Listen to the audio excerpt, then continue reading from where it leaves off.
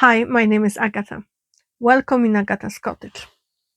Let's talk 2025 and 2026. What I have been up to, what are my plans, or whatever I have any plans. My last video was posted in end of November. I got sick. I was actually recording the video while I was sick, and unfortunately, the COVID caused a bit of flare up of asthma, and for a good couple of weeks, I wasn't able to talk. If you are here any length of time, you know how much I love to talk. So that was painful and at some point hilarious. One day Alice told me that she forgot how my voice sounds because every time when I try to talk, I was starting to cough. I'm feeling a bit better now, but my voice is still a little bit off. I can feel I like within my throat. I still can't talk for as long as I could in the past. I still need to be careful about the level of the sound of my voice. I need to be careful about drinking enough warm liquids just to make sure my throat is moisturized enough and it's basically wet enough to help with, you know, all the damage that asthma flare up and COVID caused. I'm sincerely sorry for disappearing out of blue on you all, especially just before Christmas. That was unavoidable. I did try recording a few times, it didn't end up well, so let's leave it at that. To summarize 2025, it was an interesting year. I have to admit, it was more eventful, not only on the events I was going to, sewing wise, but also on the personal level, personal growth discoveries I made during 2025. I made a lot of things in 2025. I don't know how many. I have to admit, at some point, I forgot to update Stash Hub with my projects, or I would start projects at random.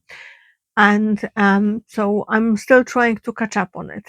I made a lot of things, especially in the last part of the year. I made tons of bags, zipper pouches, and other things like that. Gifts for teachers, gifts for Alice's friends, for family, neighbors, a lot. And it was fun. I actually did enjoy having a little bit more sewing time due to the fact that I wasn't editing or recording. But at the same time, I really missed you guys. So it was bittersweet. I had some funny adventures with my sewing machine. So week before Christmas, my Janome 700 Sewist 780 decided to stop sewing properly. So just after New Year, I took it for a service. It's now fixed and working fine. And I got the new machine. New machine is combined gift from Chris and Chris's sister and Alice for my Christmas gift and my birthday gift. So my 45th birthday is next year. And no, my 45th birthday is next week. So I was gifted Janome HD 2200 and I'm in love. Of course, because it's me, it didn't happen without a silly adventure. You know, I'm peculiar about machine maintenance, changing the needle, keeping machine serviced, knowing your instructions. However, when I tested the machine at John's, I was so excited to test it at home that as soon as I had it set up, I started sewing. And I was sewing tiny bit on Sunday, so last past Sunday, but didn't have much time for sewing. You know, school was starting next day, so I thought I will sew more on Monday. I started sewing and machine was acting weird, like there was not even flow of electricity. So I freaked out that there is something wrong with extension cord. So I took the machine to a different spot with different socket, the same story. So okay, maybe it's the fuse thing. I will try on different part of the electric, like the system thingy in our house, the same story. So I start freaking out. Okay, it's electric installation. And I thought in my head how much it's gonna cost to fix, but I was like, no, slow down, slow down. Let's go to the neighbors. So I went to a friend with the machine, a friend that lives on the other side of the village, that has different, what it's called. It's on a different part of the grid to test the machine, and it's the same story. And my heart sank because I was convinced that there is something wrong with my new shiny brand new machine. So I calmed myself down.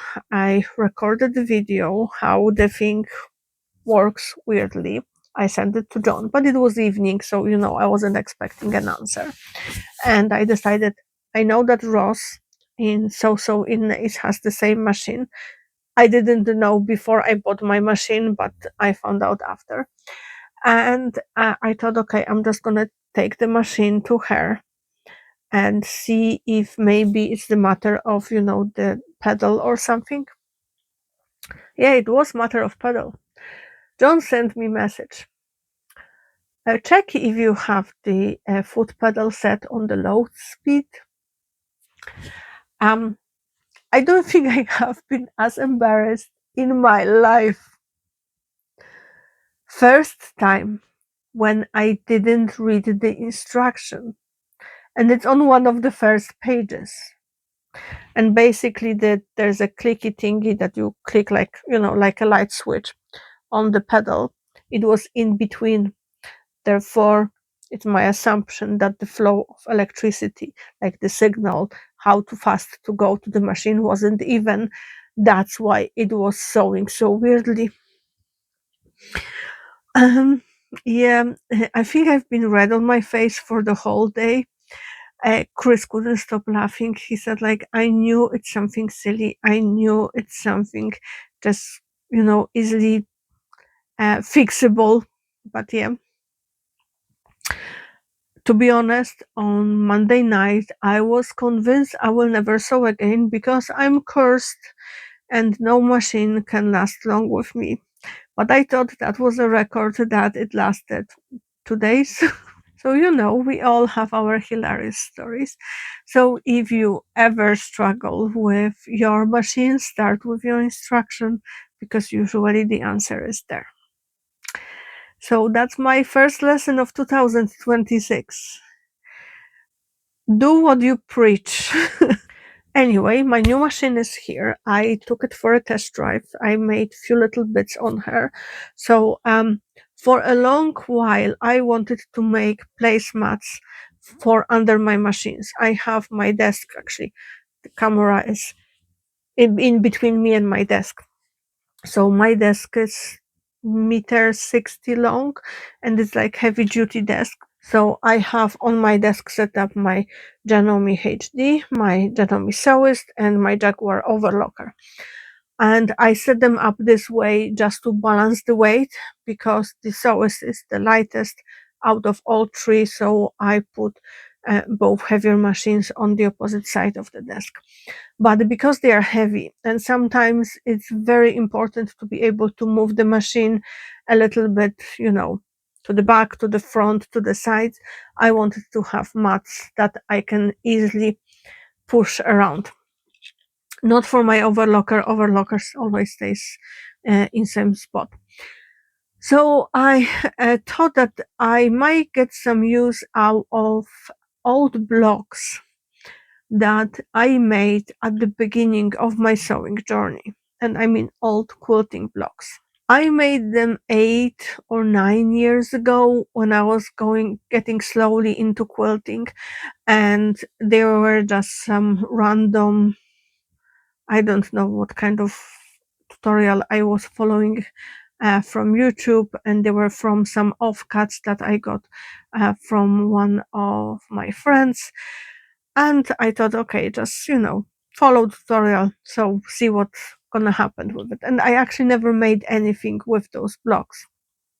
So I pulled them out and I turned them into two placemats, and they're fine. They're finally been used. So on the high from making those and making myself happy for using something that has been on my work in progress pile for a very long time, almost a decade, I thought, okay, I have few more blocks, let's work on those. So I grabbed three more unfinished blocks and I turned them into little mats for under my sewing, like my presser foods. So I have three of them now, and they were fun projects to make. I have been working on multiple things in end of 2025. Few of them I will go through in my Style Without Boxes video. I will do upload in the beginning of February or end of January. I will see how I am with time and with my voice.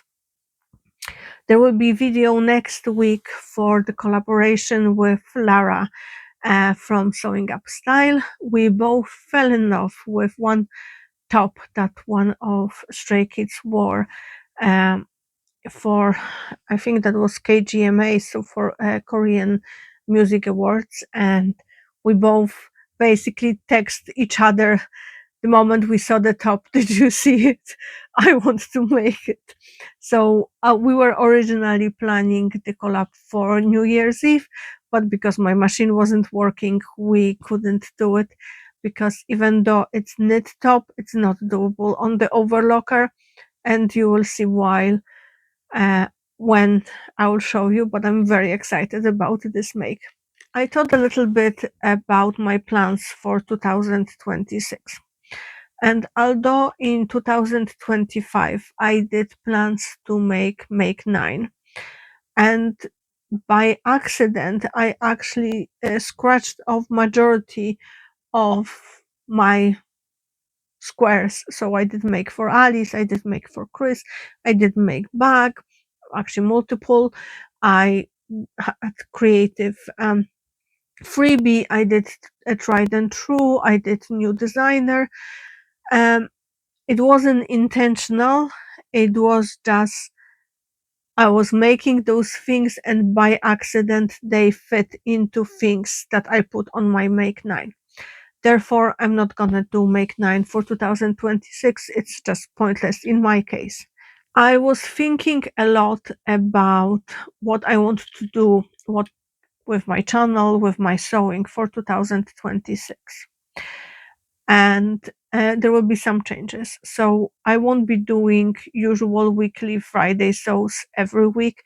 I think I will do more like every other week video on Friday to catch up, because some weeks I do have a chance to sew a lot, some I don't, and I don't want to force myself to sew something just so I can show you, because it's not what I'm about. There will be once every month, every weeks video about a Style Without Boxes update, because I do want to keep being focused on how I dress.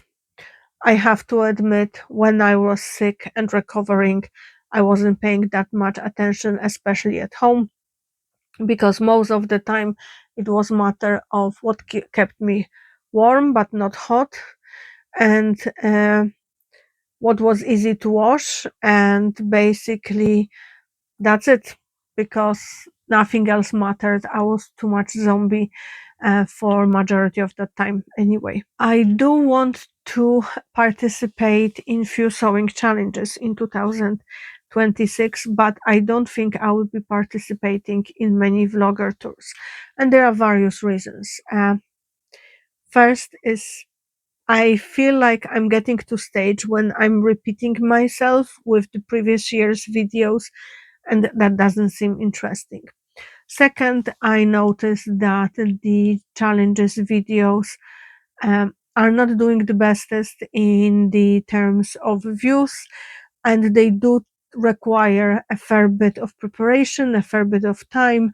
and research, etc., and it doesn't feel um, purposeful, doesn't feel efficient to spend my time doing video that no one wants to watch. I will of course participate in Project Dress a Girl because I always participate in Project Dress a Girl, and it's my favorite sewing challenge of the year.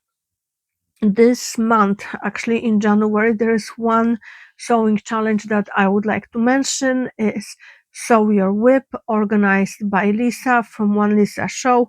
So if you have some unfinished projects, whatever it's sewing, knitting, crochet, embroidery, whatever type of craft you are doing that you started in 2025, if you want to finish it in 2026, this challenge is for you. I will leave link to Lisa's video where she explained all the details. I'm not participating in the vlogger tour because I couldn't commit due to my voice issues.